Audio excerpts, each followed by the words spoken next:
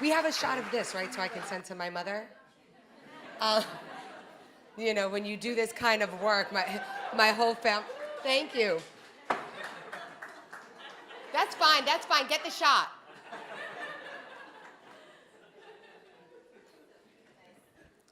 My mother often wonders what I do, and so I randomly send her things like this, which doesn't help clarify anything, but she's like, oh, well, at least people like her.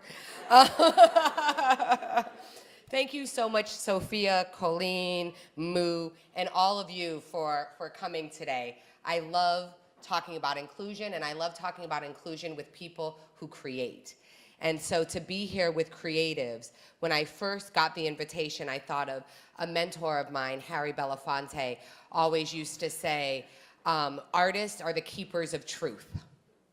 And as we worked together and as I saw how his artist mind works and as I continue to work with creatives, that's no lie. Not only do you hold our truths, but you reflect them back to us. Some might even say so much so that you create them for us, with us. We co-create our reality together. And that's the power that you have as creatives. That's why I love coming to these places. So I'm going to talk, but please feel free to be in touch with any questions you have. Feel free to tweet me questions that this talk might have, because I don't think we have much time for questions after. So let's keep in touch. This is a process. I'm glad that Sophia sort of teed me up talking about belonging, because diversity, when we first think about our modern thinking of diversity, we think about quotas, affirmative action, right? And then we got into diversity, and then we got into diversity and inclusion, and then we got into diversity, inclusion, and equity, which is this continual search for us to get it right. Which isn't necessarily, which I think says something about our attempts and about our how to do it. And when thinking about inclusion, I came across this wonderful story that I start most of my talks with. So some people, like Anda here, have heard this before. But it's the story of the elephant and the giraffe. And they were friends. They would hang out by the watering hole together, you know, talk about the cricket, whatever was happening around town. And one day, the giraffe said, hey, why don't you come over to my house, elephant? Like, and let's hang out. You know, we always hang out at the watering hole. Like, come on over. And the elephant was like, yeah, cool, you know? So they go walking over, and the giraffe is so excited, you know, like he makes sure there's like no mice in the house, only peanuts, right? Like he's like, my elephant friend's gonna have a blast here. And as the elephant goes to walk into his house, he can't fit, right? And when he starts pushing to get in his house, he starts destroying the house of his friend, right? And the giraffe says, stop, stop, stop. You're ruining my house. And that's sort of where we are when we think about diversity and inclusion. We know who this house was built for. It's very clear in the Constitution who this house was built for. But what we also know is that we have new friends now, right? What we also know is some of those things that we thought when we were first building that house no longer serves us. We know it to not be so. We know it to not be true.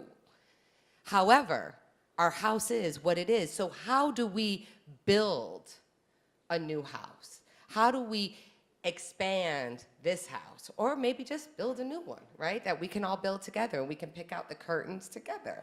And it really gets to what is the quality of the inclusion. And recently we've seen that inclusion is not enough. It doesn't actually give us the relationships we need to make the changes we're talking about. And it's a great example, but it's not a great thing, has been the recent 911 calls that have been happening, right?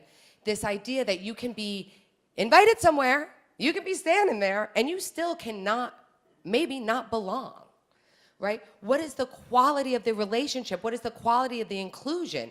Yale had diversity.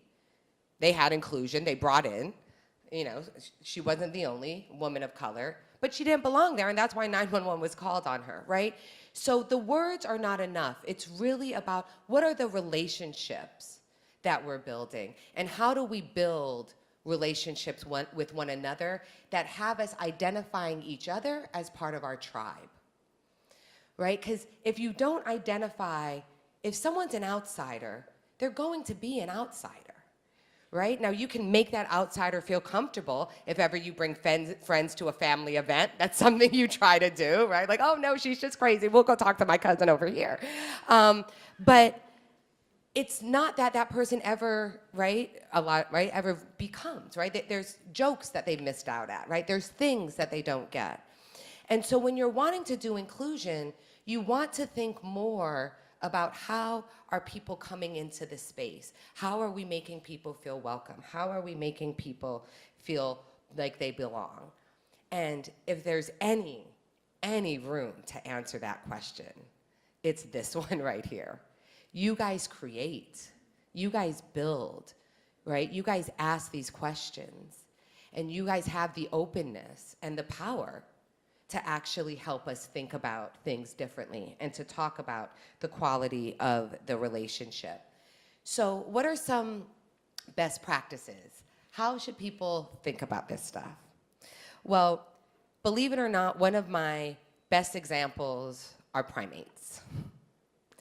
And I'm not a scientist, although I like to go down rabbit holes with Discovery Channel or David Attenborough, and this is where I came across this phenomenon. How many people know about the phenomenon of bonobos? Yeah, some bonobos knowers. There's also a fabulous men's clothing line out there as well. That's not what I'm talking about. I'm talking about the primate. And bonobos are a great ape, just like us, just like chimps. Right? They're anatomically actually more similar to us in ways that for morning television we won't talk about, but they're actually more similar to us anatomically than chimps. And they have a really interesting vibe about their crew. They're matriarchal led, and they're into sex. And they're into it with each other, male, female, gay, straight, you know, they have sex with each other. But the real phenomenon that got me interested, because one could say, well, yeah, so do we, right? Was that when a new bonobo tribe comes over to them, they do something different than chimps do. And chimps are the primates we study the most, right? And what do chimps do, right? Chimps throw poop, they get ready to fight, right? They're like, yo, they're coming, right? Bonobos don't do that. Bonobos engage in an orgy with the new bonobo tribe. And it lasts for a couple of weeks, and it's matriarchal led. Well, I mean, if you're gonna get to know somebody, the first time isn't gonna tell you. And they get to know one another. And then some of the bonobos go off this way. Some of the bonobos, hey, I met someone here, we're gonna stay here, good luck. We'll see you next time around. And so it has, they get DNA mixing, right? They get what they need to live, but they do it in a really loving way. Now, how do we become more bonobo than chimp? And how do we do it with our own norms, which are not 2-week orgies? Yet, whoever said yet, you contact me and we'll create the side chapter for Creative Mornings. Creative Friday nights. I'm kidding. And it's all consensual, all of these jokes. So, the question becomes, well, what does that look like for us? Well, I think it means that we become open and curious rather than presumptuous and fearful, right? I think that's what our bonoboing looks like, right? It looks like that when someone walks in, you're not like, oh, who's that? But you're like, oh, hey, who's that? Right? Like, oh, hey, what's going on? Welcome, da-da-da-da-da, right? Like, let me ask you about some things. Another best practice to do is to ask yourself questions. And one of the things I love about the vibe here and even the way you got started is that self-reflection is one of the biggest, smallest things you can do, right? Yes, we have institutional and structural bias, and that happens whether we do something or not. But how we do in society, who we are in society, matters, right? And that's what starts to chip away when we become more conscious of our bias, when our biases come to the top so that we can see them. we then start understanding why we have the institutional bias we have, why we have the structural bias. And we also start realizing that this is something we can talk about, right? We start talking about it to ourselves. Well, do I have a diverse community? Is my community diverse? Am I getting influences that aren't reflective of my norm, right? Where can I go to maybe discover another side of me? What are the assumptions that I make about this world? And it's not just straight white men who have to go through this exercise. We're all Americans, so that means we all have bias. One of the things I'm so thankful for millennials about is that I was raised that straight hair looks professional, and that's how you look together. And if you want to look put together, you should have straight hair. And millennials, these young women are telling me, no, sister, let that go. Like, you can get some water on your hair and walk out of the house. And that, I didn't even realize that was a bias I had, right? I didn't realize that was a microaggression that I had to myself until the next generation came up and said, you know, like your curls, girl, you should be rocking them, right? Like, so we all have it because we were raised in this society.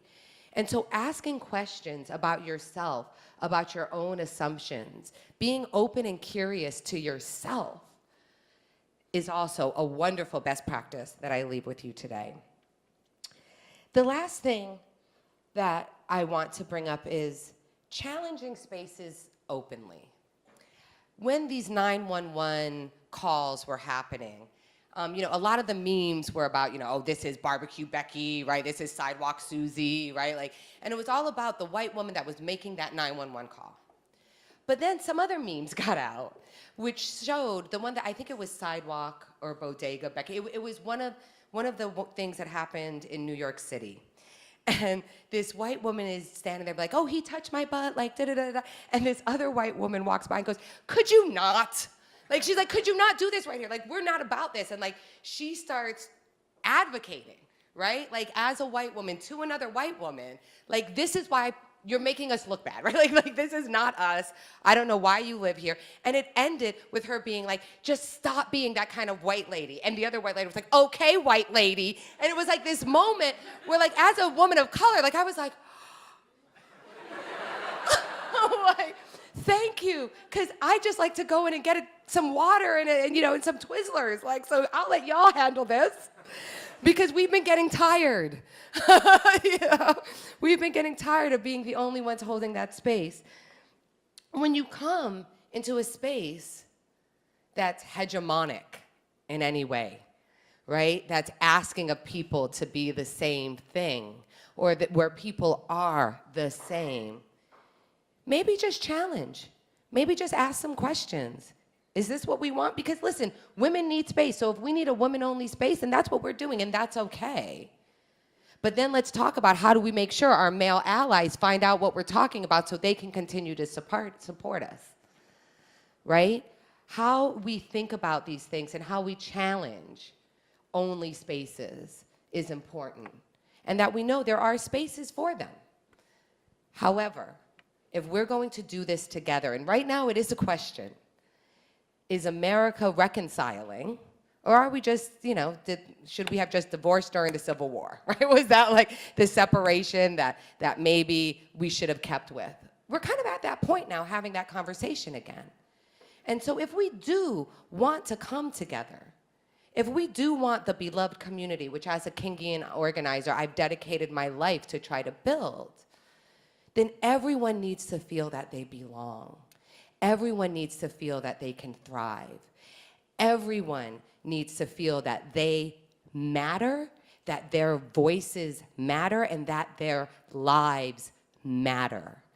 And that was the power of Black Lives Matters, and that was the power of even the response of, well, all lives matter. Well, not as much as some, right? Like, we see that. Let's have that conversation. We're a tribe that's saying we don't think we matter as much as others. If we want to keep a relationship, we actually have to talk about that. Right? So if we do want to reconcile, if we do believe in this new America, which I think everyone in this room does, then how do we build a space where everyone feels that they belong? I'm going to end with a quote. that is a Martin Luther King quote, because he has so many amazing ones, but really because when I saw this quote, it gave me chills. And this was a quote that he gave right before he was killed, actually. It was during one of his speeches for the Memphis sanitation workers. And he said, either we go up together or we go down together. Let us develop that kind of dangerous unselfishness. And dangerous unselfishness is what inclusion looks like when it's in action. So let's do it, you guys. Let's create the new America, and thank you so much.